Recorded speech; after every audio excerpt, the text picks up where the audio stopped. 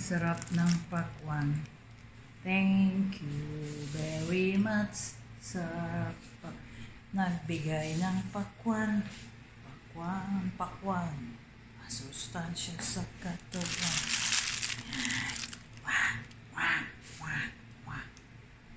Thank you sa nagbigay. Naglagay dito sa mesa namin. Kung sino man ang nagbigay. Salamat sa grasya. Wow. Marami may nagbigay ng pakwan. Tingnan mo, nandito lang sa mesa. Yan. Pakwan. Thank you sa nag-donate ng pakwan. Ayan o, na-slice na.